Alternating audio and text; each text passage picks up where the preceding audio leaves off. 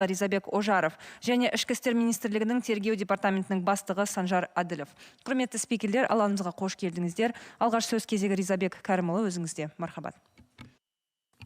Рахмет, саламатсыздар ма? Құрметті азаматтар, ведомствоаралық жедел тергеу тобы терроризм актісі мен жаппай тәртіпсіздіктерді тергеуді жалғастыруда. Жұмыстар 8 өңір бойынша Алматы, Шымкент қалаларында және Алматы, Жамбыл, Қызылорда, Шығыс Қазақстан, Ақтөбе, Атырау облыстарында жүргізілуде. Себебі дәл осы аймақтарда адам өлімдері орын алған, мемлекеттік және жекеменшік нысандар қиратылып өртелген. Бір айдың ішінде бізбен ауқымды тергеу әрекеттері атқарылды. Жауаптар алынуда, бейне материалдар зерделенуде, сараптамалар тағайындалуда, эксгумациялар жүргізілуде, мәйіттерді идентификациялау жүргізілуде және олардың қайтыс болу себептері анықталуда. Осы жерде азаматтардың дәлелдемелерді жинаудағы белсенді көмегін атап өткім келеді. Біздің Стоп терроризм сайтымызда 1672 файл жүктелген. Олар қаңтар оқиғасы бойынша видео және фотосуреттер. Көмекті бизнес өкілдері де көрсетуде. Олар бейне бақылау камералармен жазылған ақпараттарды жіберуде. IT технологияларын пайдалану арқылы оқиғаларға қатысы барлық адамдарды анықтауды жалғастырып жатырмыз. Жаппай тәртіпсіздіктерді ұйымдастыру мен қатысу және терроризм актісін жасауға қатысты 467 адам қамауға алынды. Біз олардың жеке басын, отбасылық жағдайын, жасын, денсаулық жағдайын, қатысу дәрежесін, өз істеріне деген көзқарасын және басқа да сипаттайтын деректерді мұқият зерттейміз. Осы факторлар ескере отырып, арнайы прокурорлар 76 күдіктіні тергеу изоляторынан босатты. Қамауға алу бас шарасы ешқайда кетпеу туралы қолхатқа, үй қамаққа және жеке кепілдікке ауыстырылды. Олардың арасында 2 әйел мен 9 кәмелетке толмаған жасөспірім болған. Жауапкершілікпен мәлімдейміз, тергеу изоляторында кездейсоқ қамалған адамдар жоқ. Қамауға тек ауыр және аса ауыр қылмыс жасаған туралы нақты айғақтарды бар тұрғылар алынды.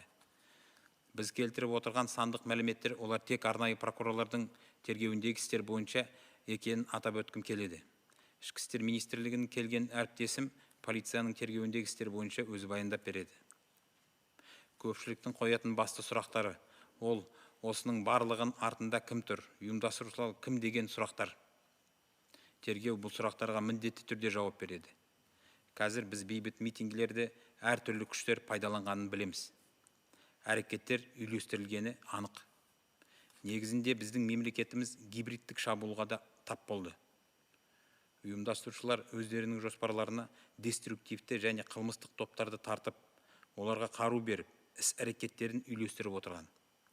Қазіргі таңда 18 ұйымдасқан қылмыстық топтың мүшесі, адам өлтіру, ұрлық, тонау және қарақшылық жасаған үшін бұрын сотты болған 21 тұлға ұсталды. Олардың қатарында Дики Арман лақап атымен танымал Жұмагелдиев және оның топ мүшелері де бар. Бұл тұлға туралы жеке тоқталып өтейін. Оның қаруланған адамдары кездейсоқ өтіп бара жатқан 24 бейбіт тұрғындарды ұрлап, күштеп ұстаған. Оларды бір жерден екінші жерге апарып, ұрып соққан, нәтижесінде бір адам қаза болған. Бұдан басқа, қарақшылар 12-ші қалалық ауруханада полиция қызметкерін қатты соққыға жығып, қызметтік қаруын тартып алған. Осы фактілер бойынша бізбен қылмыстық істер тергелуде. Әлеуметтік желілер мен мессенджерлерде Жұмагелдиев босатылған немесе оны белгісіз бағытта алып кеткен деген түрлі болжамдар мен жалған ақпараттар таратылуда. Егер басында полиция мен бұл азамат заңсыз қару сақтаған үшін ұсталған болса, қазір оған қатысты жаппай тәртіпсіздіктермен бойынша істер келіп жатқанын ресми түрде хабарлаймын. Қазіргі кезде арнайы прокурор 2 қылмысты істі біріктіріп, өз тергеуіне алды. Ал Жұмагелдиев ұлттық қауіпсіздік комитетінің тергеу изоляторында ауыстырылды. Осыдан бөлек, қаңтар оқиғалы кезінде басқа да қылмыстық топтар белсенділік танытқан. Күні кеше ғана Алматы облысының Еңбеш Қазақ ауданында ұлттық қауіпсіздік комитетінің қызметкерлері Қазақстанский атты ұйымдасқан қылмыстық топтың жетекшілерін ұстады. Олардан оқ-дәрімен бірге 15 атыс қаруы тәркіленді.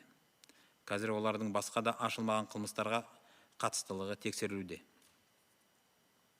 Ерекше атап өтетін жай, ол саяси экстремизмдің айқын белгілерінің анықталуы. Бейбіт акцияға қатысушылардың талаптары мемлекет тарапынан орындалса да, арандатушылар әдейі жанжал шығарып, оны шұқтырып, саяси талаптар қоя бастаған. Олардың түпкі мақсаты билікті қарумен күштеп басып алу болған. Тіпті қоғам және азаматтық белсенділер деп саналатындар да наразылықтардың бастапқы кезеңін пайдаланып, тізгінді өздері алуға тырысқан. Бұл ретте тыйым салынған КДТ көше атты экстремистік ұйымының мүшелері жаппай тәртіпсіздерге белсене итермелеген. Жалпы ұсталғандардың арасында 35 тыйым салынған экстремистік ағымдардың мүшелері анықталды. Мысалы, Алматыда қылмыстық бағыттар деструктивті діни ағымның бір топ мүшелері ұсталды. Олардың ұстау кезінде қолдануға дайын болған қару-жарақ тәркіленді. Олар өз тобының әрекеттерін үйлестіріп отырған. Бұл ретте олардың бір бөлігі алаңда жүрсе, екіншісі қаланың төмен жағында баррикадаларда болған. Қазір тергеу орын алған оқиғалардың қалай болғанын анықтауда. Бастапқы кезеңде наразылар мен өздерін бейбіт ұстады. Ол жерлерде қарапайым қызығушылық танытқандар, өтіп бара жатып көре салғандар де көп болған. Аяғы тәртіпсізге айналады деп ешкім ойламаған. Алайда кейіннен олардың арасында қылмыстық элементтер мен бұзақылар қосылады, бастаманы өз қолдарына алып, белсенді әрекеттерге итермелей бастайды.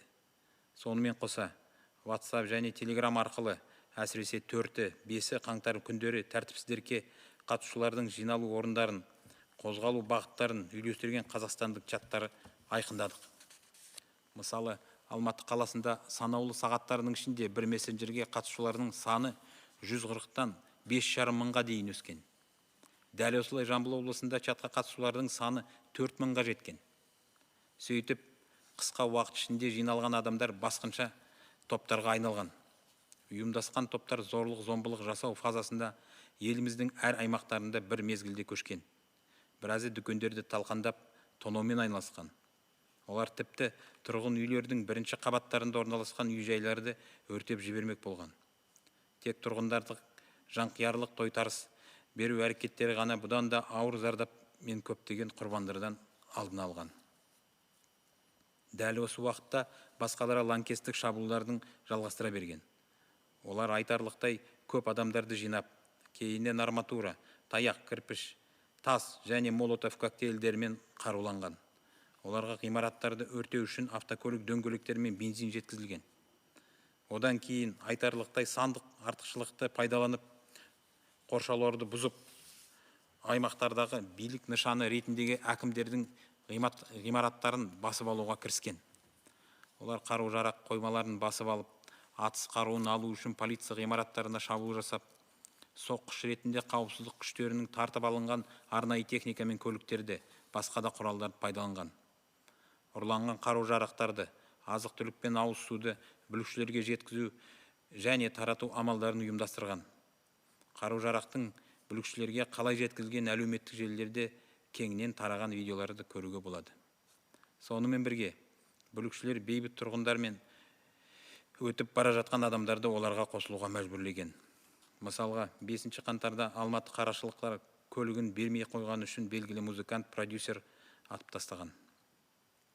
Такси, ауыр көліктер мен автобус жүргізушілерін де көшелерде тосқауыл қою арқылы жабуға мәжбүрленген. Тіпті дәрігерлерге шабуыл жасап, 46 жедел жәрдем, 550 полиция көлігін қиратып, 5 өрт сөндіру машинасын өртеп жіберген. Осы әрекеттердің барлығы, соның ішінде әкімдіктердің, президент резиденциясының, ұлттық қауіпсіздік комитеті, полиция және басқа да нысандарын, ғимараттарын қарулы басып алу үшін шабуыл жасау заң жүзінде лаңкестік актісі ретінде танылады. Олар халық арасында үрей мен қорқыныш тудырды.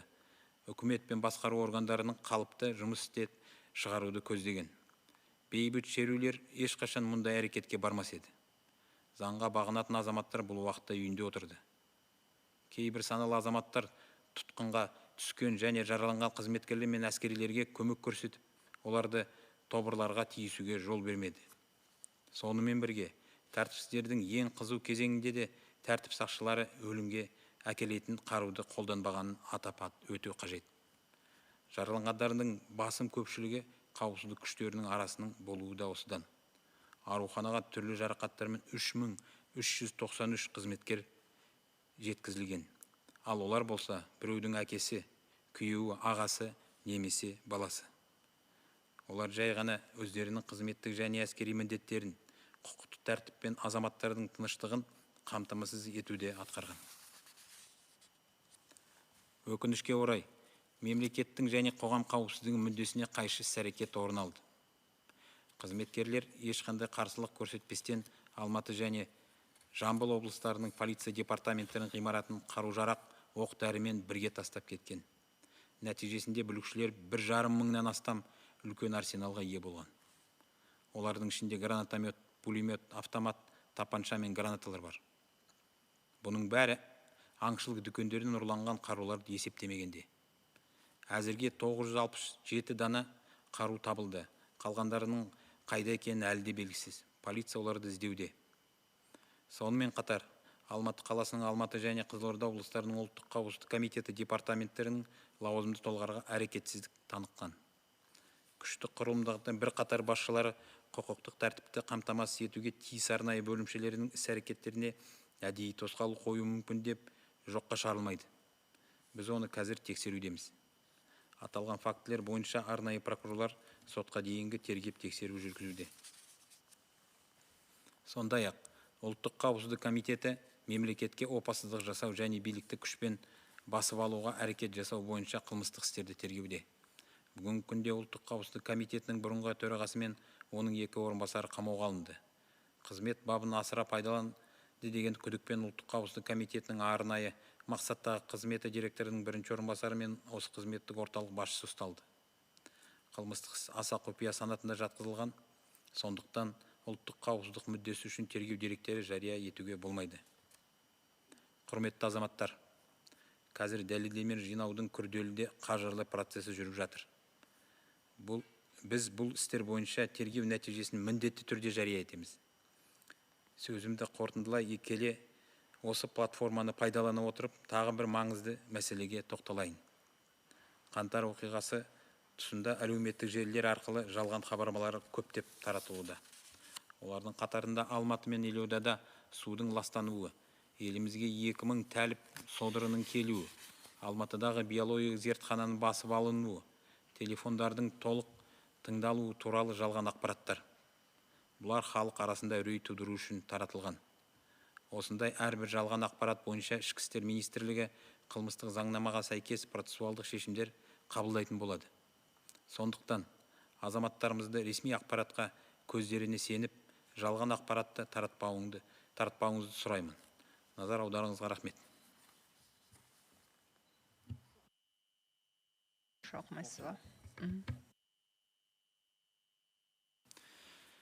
Уважаемые сограждане, Межведомственной следственно-оперативной группы продолжается расследование актов терроризма и массовых беспорядков. Работа идет в 8 регионах: в Алматы, Шымкенте, Алматинской, Жамбыльской, Атырауской, Актюбинской, Восточно-Казахстанской, Кызылординской областях. Именно там погибли люди, совершались погромы, поджоги, разрушение и уничтожение государственных и частных объектов. За 1 месяц нами проведен большой объем следственных действий. Идут допросы, изучаются видеоматериалы, назначены экспертизы, проводятся эксгумации, идентификация трупов, устанавливаются причины их смерти. Хочу отметить активную помощь граждан в сборе доказательств. На наш сайт «Стоп терроризм» поступило 1672 файла. Это видеозаписи и фотографии с мест январских событий. Помогают и представители бизнеса. Они передают записи с камер видеонаблюдения и видеорегистраторов. Используя IT-технологии, продолжаем идентифицировать всех причастных лиц. По подозрению в организации и участии в массовых беспорядках и совершении терактов взяты под стражу 467 лиц. Мы внимательно изучаем их личности, семейное положение, возраст, состояние здоровья, степень участия, отношение к содеянному и другие характеризующие данные. С учетом анализа этих факторов специальными прокурорами из следственных изоляторов освобождено 76 подозреваемых. Арест заменен на подписку о невыезде, домашний арест и подличное поручительство. Среди них 2 женщины и 9 несовершеннолетних. Ответственно заявляем, что в следственных изоляторах случайных лиц нет. Под стражу заключены только те, в отношении которых есть серьезные улики в совершении тяжких и особо тяжких преступлений. Отмечу, что все цифровые данные, которые мы приводим, только по делам, находящимся в производстве специальных прокуроров. Мой коллега из МВД доложит по своим делам. Основной вопрос, который всех волнует, кто конкретно за всем этим стоит и кто организаторы. Следствие на эти вопросы обязательно ответит. Сейчас мы точно знаем, что мирные митинги использовали разные силы. Очевидно, что действия были скоординированы. По сути, наша страна столкнулась с гибридной атакой. Организаторы вовлекли в свои планы деструктивные криминальные круги, вооружили и координировали их действия. На сегодня задержано 18 членов ОПГ. 21 лицо имеет судимости за убийство, кражи, грабежи и разбои. Среди них и Джумагильдиев, так называемый Дикий Арман и члены его группировки. На этом фигурирует отдельно. Его вооруженные люди похитили и насильно удерживали 24 мирных граждан из числа случайных прохожих. Их сначала перевозили из одного места в другое, избивали. В результате один человек скончался. Кроме того, они же отобрали отдельное оружие у сотрудника полиции, которого до этого жестоко извидели в 12-й городской больнице. По этим фактам нами расследуются уголовные дела. В социальных сетях и мессенджерах распространяются различные домыслы и ложная информация. Якобы Джумагильдиева отпустили или вывезли в неизвестном направлении. Официально сообщаю, если вначале этот гражданин был задержан полицией за незаконное хранение огнестрельного оружия, то сейчас проходит и по делу о массовых беспорядках. Поэтому два дела соединены и переданы для дальнейшего производства нам, специальным прокурором. Мы его перевели в следственный изолятор КНБ, там он и содержится. Действовали и другие преступные группы. Буквально на днях в Ембеш-Казахском районе Алматинской области сотрудниками КНБ обезврежены лидеры ОПГ «Казахстанской». У них изъято 15 единиц огнестрельного оружия с боеприпасами. Их причастность к другим нераскрытым преступлениям сейчас проверяется. Особо хочу отметить, что нами также установлены явные признаки политического экстремизма. При этом некоторые так называемые общественники и гражданские активисты вначале тоже попытались поймать волну и оседлать протесты. Подстрекали на массовые беспорядки и активно там участвовали члены запрещенной экстремистской организации ДВК «Коше». Несмотря на то, что государство шло навстречу, удовлетворяло требования участников мирных акций, провокаторы намеренно шли на эскалацию конфликта. Конечной их целью был насильственный вооруженный захват власти. На сегодня среди арестованных 35 членов запрещенных экстремистских движений. К примеру, в Алматы задержана группа криминально ориентированных членов деструктивного религиозного течения. При задержании обнаружено огнестрельное оружие, готовое к применению. Они координировали действия своей группы. При этом одна часть находилась на баррикадах в нижней части города, а другая на площади. Следствием восстанавливается картина произошедших событий. На начальном этапе протестующие вели себя мирно. Там было много зевак и обычных прохожих. Никто не думал, что все перерастет в беспорядки. Однако позже к толпе примкнули криминально ориентированные лица и хулиганствующие элементы. Они перехватили инициативу и стали подстрекать к более активным действиям. Установлены казахстанские чаты в мессенджерах WhatsApp и Telegram, посредством которых координировался сбор и передвижение участников беспорядков, особенно 4 и 5 января. К примеру, в городе Алматы за считанные часы число участников одного мессенджера увеличилось со 40 до 5500. Аналогично, в Жамбыльской области количество участников в чате выросло до 4000. За короткий промежуток времени стихийные скопления граждан превратились в агрессивные толпы. Практически одномоментно в разных регионах страны они организованно перешли к насильственной фазе. Часть людей из толпы пошла громить магазины и заниматься мародерством. Дошли даже до того, что пытались поджигать помещения, находящиеся на первых этажах жилых домов. Только самоотверженные действия самих жителей по отпору мародеров не привели к более тяжким последствиям и многочисленным жертвам. Другие группы целенаправленно совершали теракты. Они набрали значительную массу людей и вооружились арматурой, палками, брусчаткой, камнями, использовали коктейли Молотова. Для поджогов зданий доставляли автомобильные шины и бензин. Затем, пользуясь значительным численным перевесом, стали прорывать оцепления и захватывать здания акиматов как символы власти в регионах. Одновременно разграбили оружейные магазины, нападали на здание полиции, чтобы вооружиться огнестрельным оружием. Отбирали у силовиков специальные средства, спецавтомобили и другую технику для использования в качестве таранов. Был организован подвоз и раздача участникам беспорядков захваченного оружия, продуктов питания и питьевой воды. Видео, подтверждающие эти факты, широко распространены в соцсетях. Погромщики принуждали мирных граждан примкнуть к ним. К примеру, 5 января в Алмате застрелили известного музыканта и продюсера, который отказался предоставить бандитам свой автомобиль. Заставляли таксистов, водителей большегрузных автомобилей и автобусов блокировать улицы. Нападали даже на медиков, повредили 46 автомашин скорой помощи, уничтожили и привели в негодность 550 полицейских автомобилей, сожгли 5 пожарных автомашин. Все эти скоординированные действия, в том числе по вооруженному захвату и нападениям на здания акиматов, резиденции президента, департаментов КНБ, полиции и других объектов, по закону расцениваются как акты терроризма. Они преследовали цель – устрашить население, парализовать нормальное функционирование органов власти и управления. Мирные митингующие такого никогда бы не делали. Законопослушные граждане давно в это время сидели по домам.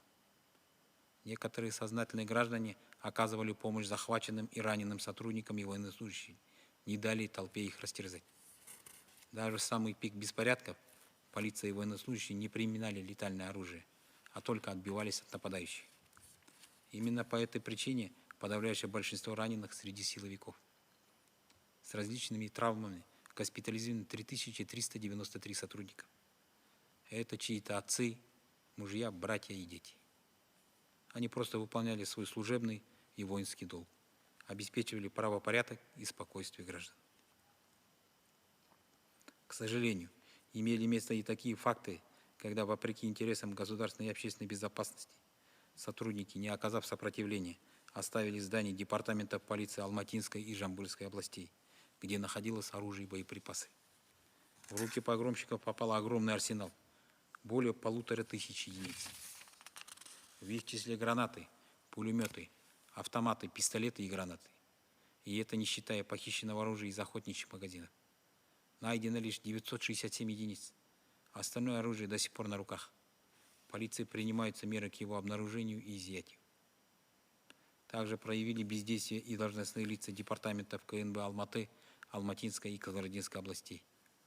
Нами рассматривается версия, что некоторые руководители силовых органов намеренно блокировали действия спецподразделений, призванных обеспечивать правопорядок. По данным фактам спецпрокуроры проводят досудебное расследование.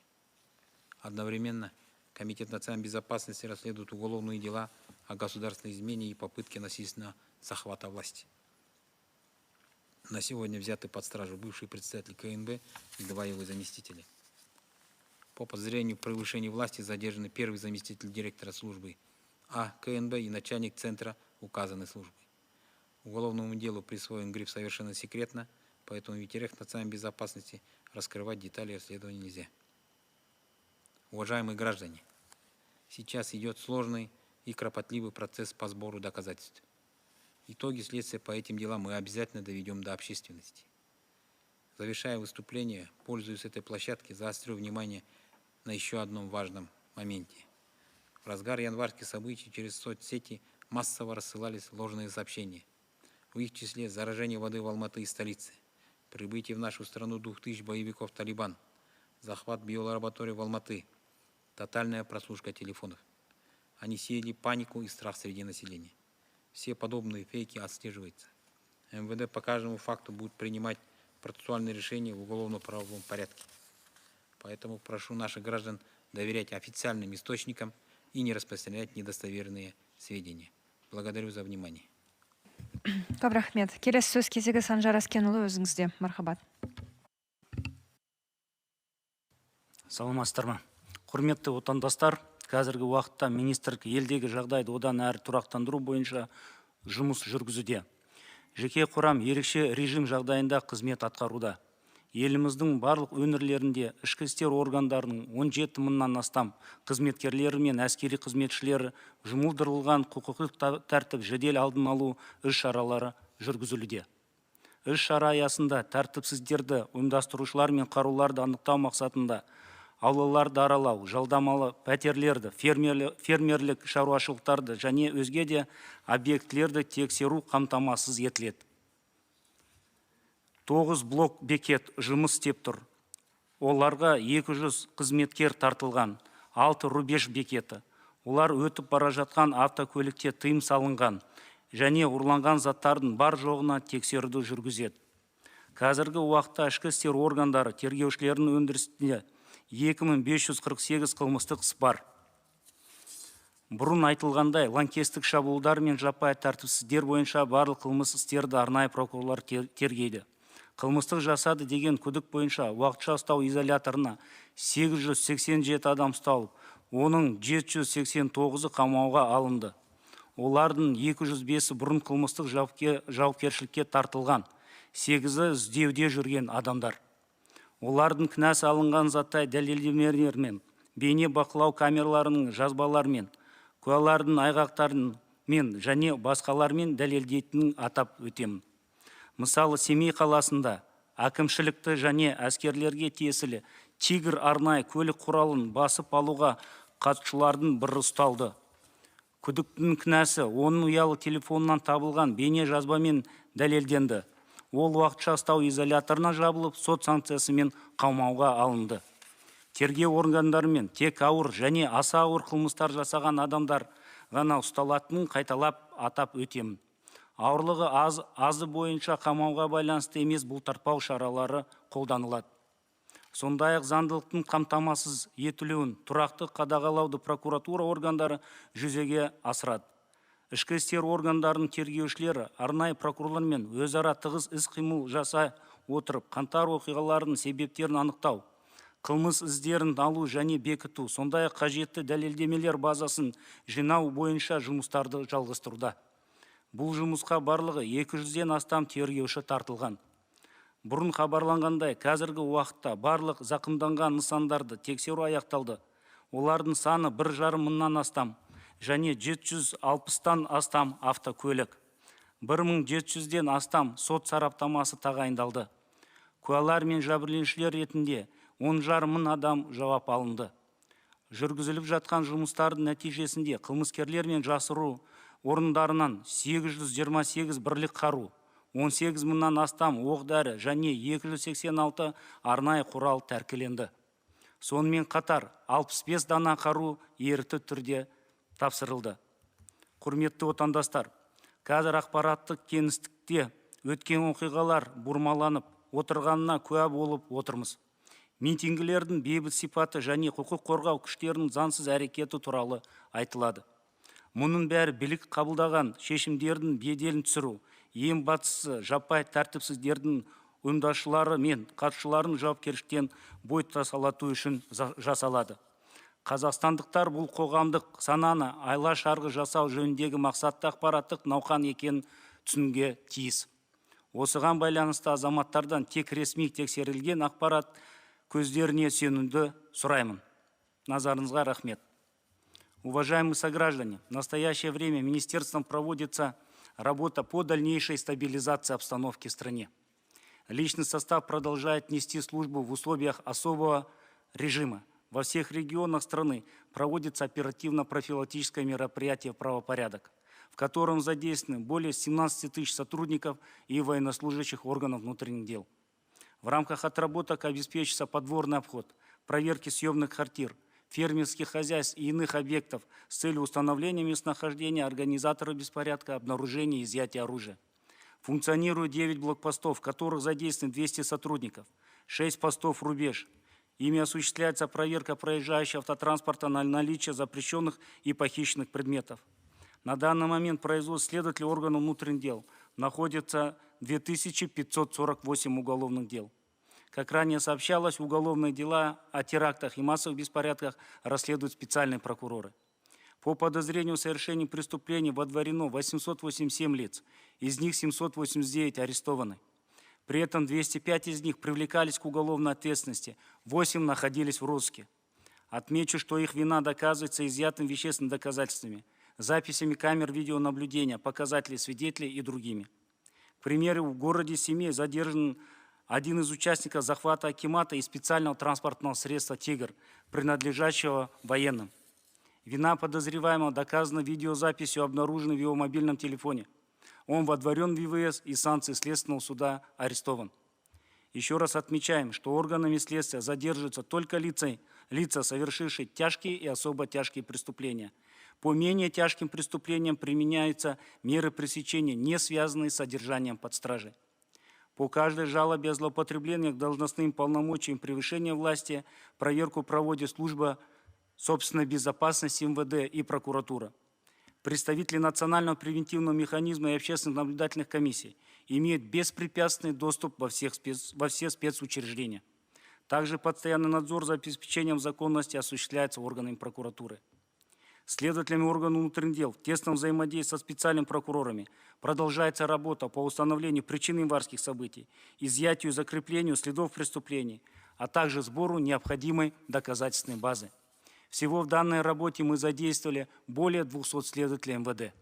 Как ранее озвучено, на данный момент завершены осмотры всех поврежденных объектов, количество которых превысило 1500, и свыше 760 единиц автотранспорта.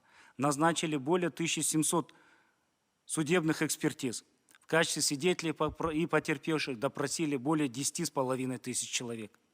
В результате проводимой работы у преступников из схронов изъято 828 единиц оружия, более 18 тысяч боеприпасов и 286 спецсредств.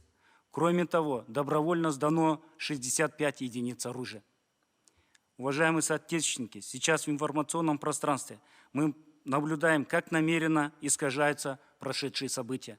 Заявляется о мирном характере митингов и неправомерном действии сил правопорядка. Все это делается для дискредитации принимаемых властями решений, а самое главное, для намеренного увода организаторов и участников массовых беспорядков от ответственности. Казахстанцы должны понимать, что целенаправленная информационная кампания по манипуляции общественным сознанием. В этой связи прошу граждан доверять только официальным проверенным источникам информации. Одновременно предупреждаю о недопустимости распространения заведомо ложной информации. Спасибо за внимание. Көп рахмет, құрметті спикерлер. Осымен біз жұмысымызды тамамдаймыз. Я передаю слово своему коллеге Азамату. Азамат.